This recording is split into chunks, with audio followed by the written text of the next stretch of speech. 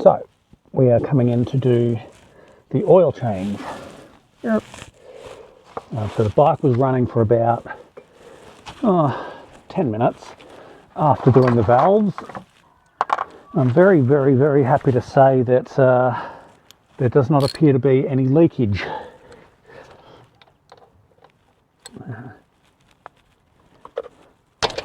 So the engine's probably had a little bit of time to cool down. What we're going to do, that exhaust pipe is still a little bit warm. We're going to crack the dipstick off on the other side. Let's do this without dropping. Now, do you see the colour of this oil? It is grey and disgusting. Now, I topped up the oil not terribly long ago. Oh, please don't blow over the camera. Well, there should be a full engine's worth of oil in there, but we are going to let that drain fully. Whilst that oil drains, we're going to get our 10mm, take off the chain cover, and we're going to tension our chain. Now, admittedly, it is a bit of a nuisance to get this thing on and off, but you do get used to it.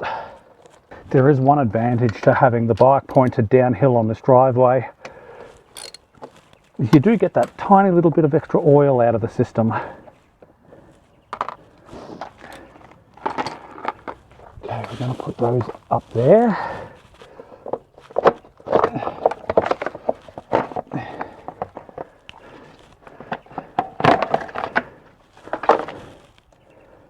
So I've done about, I don't know, 1,000, 1,500 kilometres since last time I tightened that, and that is sloppy as all hell. Incidentally, these chain guards, people complain about them, but it's easy. You just slot it in and lock it, like that. Alrighty, so I'm going to go fetch my measuring tape. I should have brought that out with me already.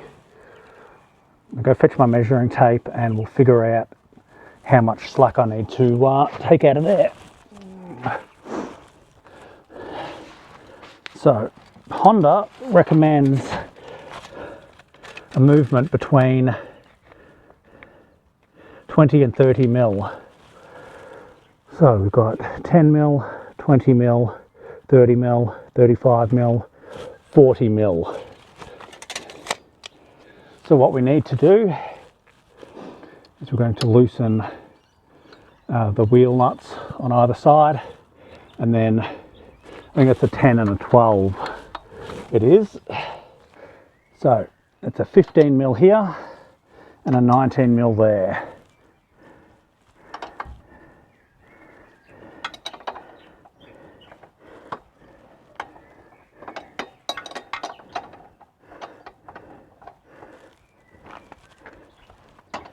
We're not removing the axle, of course, so it does not need to come all the way out, but it does need to be loose. Once you start feeling a wobble in that tyre, you should be good to go. So, now remember, the 12mm is the adjusting nut and the 10mm is the lock nut. So loosen your wheel nuts. They do not need to be super loose, reminded. If you've got movement in the wheel, that's loose enough. Now it's a little bit harder on this side because obviously the exhaust's in the way. So we did half a turn. So we're going to go a quarter of a turn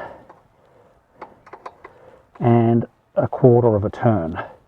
Now it's important to keep these level or your wheel alignment is going to be all over the place.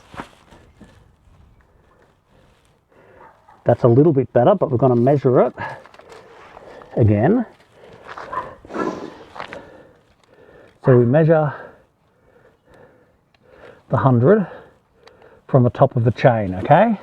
So then we count 10, 20, 30, that's about 32 mil. Now I want to bring that all the way down to 25. So we go half a turn,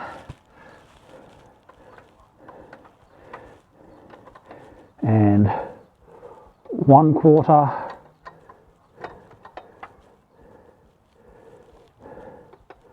two quarters, half a turn on each side. Now obviously as it tightens we may need to adjust the measuring tape, but we've got 10, 20, that's 26, which is close enough to what Honda recommends anyway. Now it doesn't hurt to rotate the wheel a few times and take that measurement in a different spot, because the chain does tend to move around a bit. 10, 15, 20. So I'm pretty happy with that. So now probably the most important thing is remember to tighten everything up, because you don't want to go riding off in an excitement with your wheels loose. So remembering to keep the 12 mil firm, make sure it doesn't shift in its position,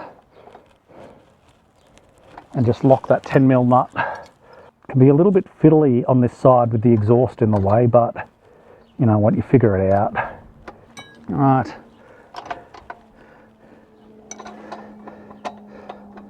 Now of course there are proper torque settings for your axle nuts. Me, I'm a fan of tightening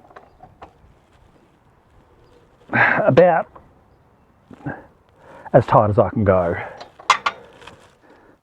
It's time to do my chain cleaner.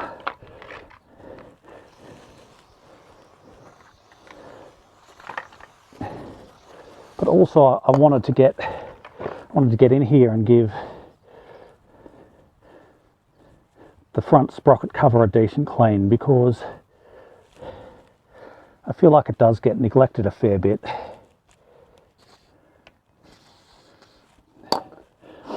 This is basically just degreaser, and any run-of-the-mill degreaser will work just as well for this job.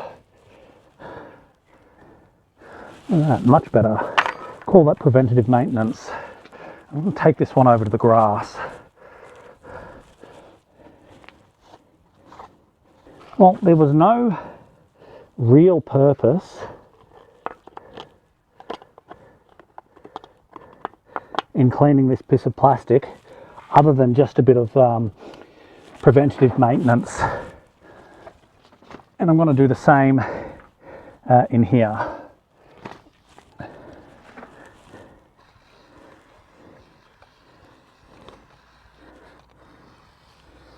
Because this front area does tend to get neglected about when you're doing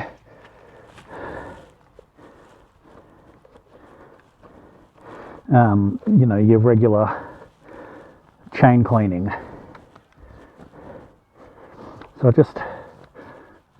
I want to remove as much of the muck as I can across the chain guard or the chain guide at the top, because I feel like it's more likely to wear out your chain if you're forcing it to run over piles and piles of built up gunk. So making sure that the chain guard is in place. We just want to make sure that these bolts are lined up with their home. I mean, it is just a chunk of plastic, and its sole purpose is to stop things getting tangled in the chain, such as shoelaces.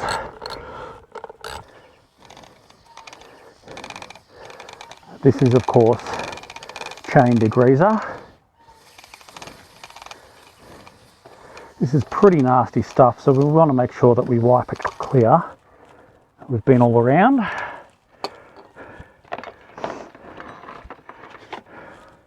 Now with our brush,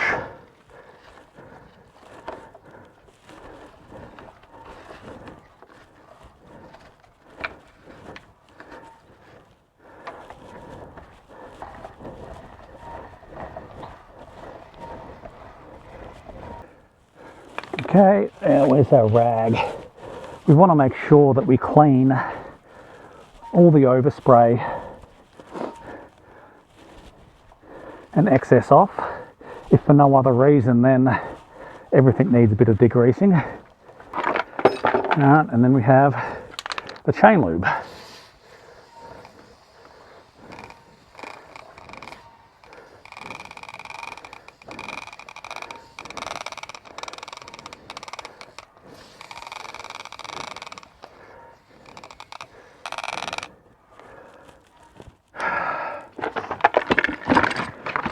It really does not need to go round more than 2 or 3 times. So, this only goes on one way. I probably could have degreased the inside of that, but we're going to leave that for today. Okay, so that is the underside.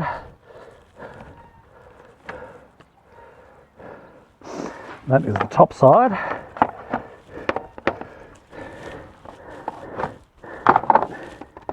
And you know what, if you're ever unsure, just line them up with the tabs here. Now this is the tricky part, and where people get frustrated is the locking and loading tab. I'm going to feed that up into there.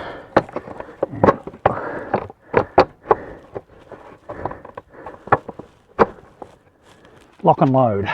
It's a bit fiddly, I admit, but really it's not that bad once you get the hang of it. You do it 2 or 3 times and it's not a big deal.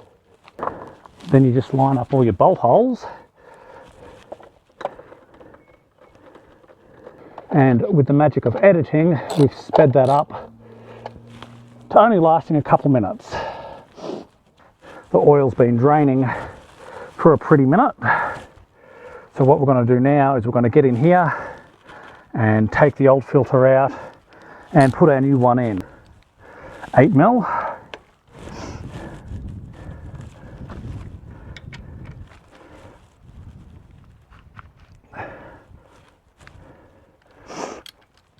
Now we're going to expect a little bit of oil to drop out of here. There is a spring behind this filter, so before we take the cover right off, keep some pressure on there. The last thing I want to do is go fishing around in some dirty oil.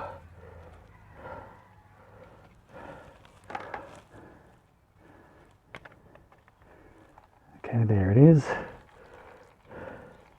There's our spring. Now just everything that comes out, we want to give it a wipe, including this cap. Now there is a rubber O-ring around here, which Honda will tell you you need to change every time. Maybe if the bike was 10 years old, but I mean, it's rubber, so long as it's had oil going through it constantly, I don't see there being any issue with leaving it in. But just like with everything else, as you clean it, give it a good visual inspection.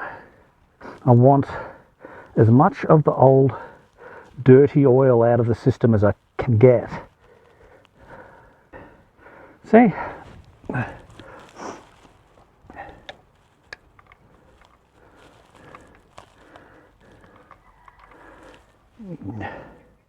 This is a thoroughly filthy engine, or a filthy oil filter, and it was definitely time for a change. It might be tempting, but don't go spraying degreaser into your filter reservoir or anywhere where engine oil goes. All right, so rubber seal goes towards the engine, like so. Don't forget your spring.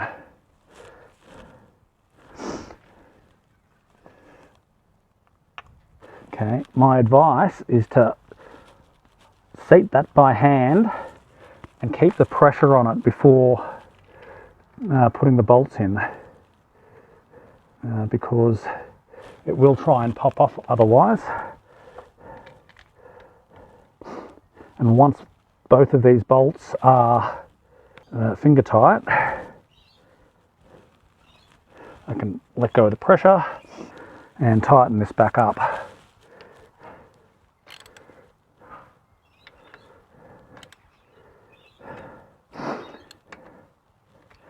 Now, what I want to do, if I can put the camera back over here again, can it see? Probably. There is a bunch of dirty oil in this system. So what I want to do is actually sacrifice a little bit of oil. Now I need to put about 900 ml in, and yeah, you can measure it out, but I've got 1.5 liters in here. So without putting the drain plug in, I want to pour some oil and just try and flush a bit more of that grey dirty oil out. I do have an extra bottle of oil if I feel that I really need it.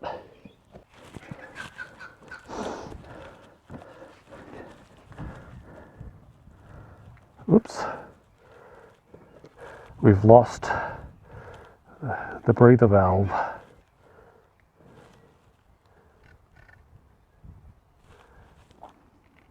There we go.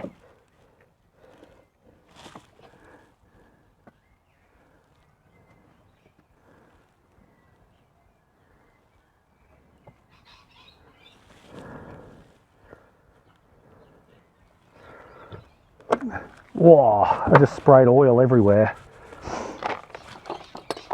Oh, yuck.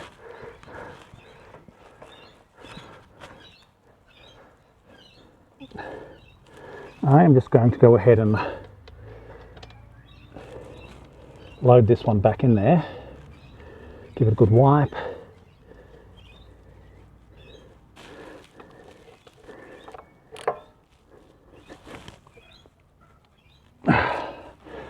All right, there we go. Now, in fact, what I'm going to do, so I've got just over 1 litre left in that container.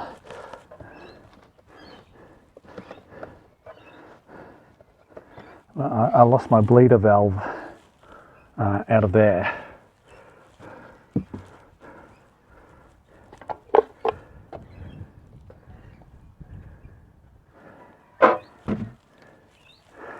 I use the funnel with the filter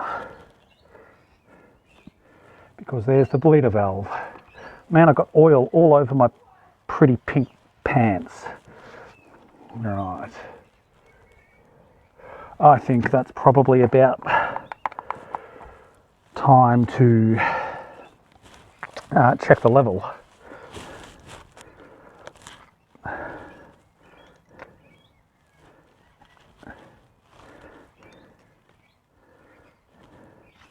And that is perfect. That's full. Now, before we go and start the bike, I sprayed so much oil out of it. I just wanted to make sure that there's nothing going to smoke. All right, basically all we need to do is we're going to run the bike, let that oil cycle through the engine, double check the levels, which it was already a little bit too full, so I know I won't need to top anything up, but I'll check it again anyway. Once the engine's warmed up and cycled, I'll check it, check for leaks, make sure that there's no leaking around here and around the drain plug.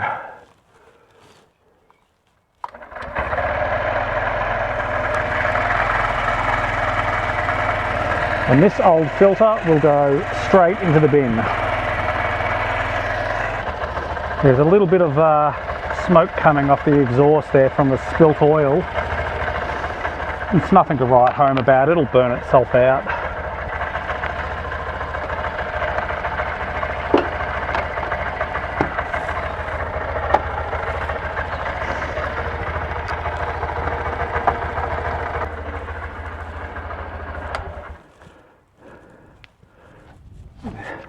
Can we see the smoke coming off? That's just a symptom of spraying oil everywhere. Yeah, so the only thing to do now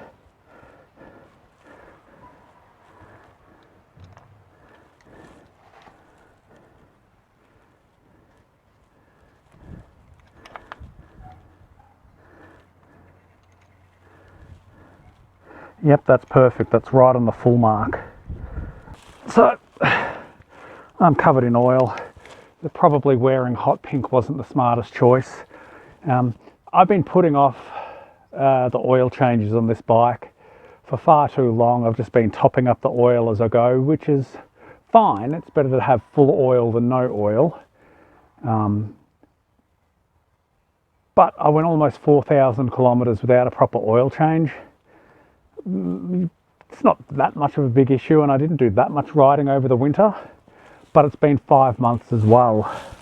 The big job that I wanted to get done was those valve clearances, because it's been weighing on me for quite a while, and I have heard a bit of a rattle from the valves, which is, I was on the money. I'm glad that I didn't leave it any longer. The service manual says to check them at 15,000. It said, 5,000 and 15,000. I did have the cover off at 5,000, but I didn't have the clearance values back then, and my opinion was, if it's not broken, don't fix it. But seeing as that exhaust valve had wound down almost to zero, it was on 0.05, it needed to be 0.2 millimeters. I'm glad that I took that out. I'm glad that I dealt with that now, rather than waiting another 3,000 kilometers, and it might have by then caused some damage. So of course in my previous video I put the JB weld putty on the throttle body that I butchered with the grinder. There's videos on that. If you haven't seen them, go have a look. It's worth seeing what not to do. I still haven't ridden the bike yet because I was waiting to get all this servicing done first. Because I want to ride it now to see how it goes with the valve adjustment and the fresh oil, because what's coming in the next couple of days is my upgraded fuel injector, which is a job I'm looking forward to, but one that I expect it's probably going to cause me a bit of a headache. Theoretically it's a 10-minute job, but it's probably going to take me 2 hours, which is fine. I'd rather take my time and get it done right. My only real concern is the limited space under that fuel tank, and removing the tank on this bike is a bear of a job, and I do not want to have to do it I don't want to do it if I don't have to. Basically, yeah, next video is going to be taking the bike for a test ride. Probably don't have time to do that this afternoon, so maybe tomorrow if the weather holds. We'll take the bike out, and hopefully we don't get an engine code, and hopefully the bike performs admirably with a clean batch of oil and new oil filter and freshly adjusted valves. I can't wait. I can't wait to get out on this bike again. So I guess I'll see you when that happens.